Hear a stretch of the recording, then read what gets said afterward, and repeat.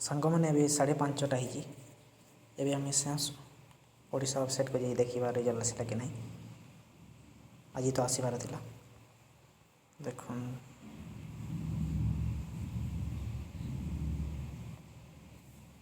ଦେଖନ୍ତୁ ଏ ପର୍ଯ୍ୟନ୍ତ ଆସିନାହିଁ। ଆପଣ 6 ପର୍ଯ୍ୟନ୍ତ ୱେଟ୍ କରନ୍ତୁ, ନହେଲେ ଏ ୱିକ୍ରେ ଆସିଯିବ। କାହିଁକିନା ଆଜି ଆସିବାର ଥିଲା ତ ଆସିଯାଇଥାନ୍ତା। ଆପଣମାନେ ଆଉ ଚିନ୍ତା କରନ୍ତୁ ନାହିଁ। ଆଜି ଆଉ ବାହାରି ପାରିବନି, କାହିଁକିନା ଆଉ କେତେବେଳେ ଆସିବ? ଟାଇମ୍ ତ ହେଇଗଲାଣି 5:30। ସେ ସମ୍ବାଦ ନ୍ୟୁଜ୍ରେ ଯେଉଁ ବାହାରିଥିଲା କିମ୍ବା 6 ତାରିଖ ବାହାରିବାର ଚାନ୍ସ ଅଛି ବୋଲି, ସେଇଟା ତ ହେଲାନି। ଏଇ ୱିକ୍ରେ ଲେକିନ୍ ବାହାରିଯିବ। କାଲି ନହେଲେ ବି ଏଇ ୱିକ୍ରେ ବାହାରିବାର ଚାନ୍ସ ଅଛି। ଆଉ ସେଇଠି ଲେଖିଛି ଦେଖନ୍ତୁ।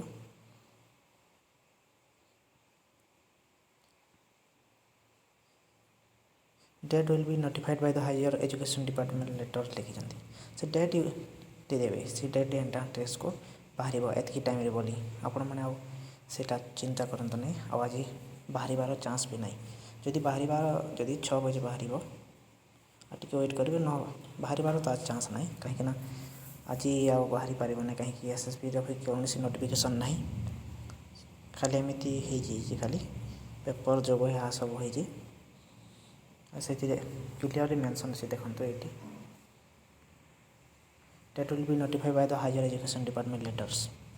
ଏଣ୍ଟ୍ରାନ୍ସ ସ୍କୋର୍ ପାଇଁ ସେଇଟା ଗୋଟେ ଲିଷ୍ଟ ଆସିଥାଏ, ଯେଉଁଠି ପ୍ରିଭିୟସ୍ ଇୟର୍ ଥିଲା। ଯେମିତିକି ଫାର୍ଷ୍ଟ ସିଲେକ୍ସନ୍ ଏଣ୍ଟ୍ରାନ୍ସ ସ୍କୋର୍ରେ କେତେ ମାର୍କ ଆଣିଲେ, ସେଇଟା ଗୋଟେ ଡେଟ୍ ଏତିକି ତାରିଖ ବାହାରିବ।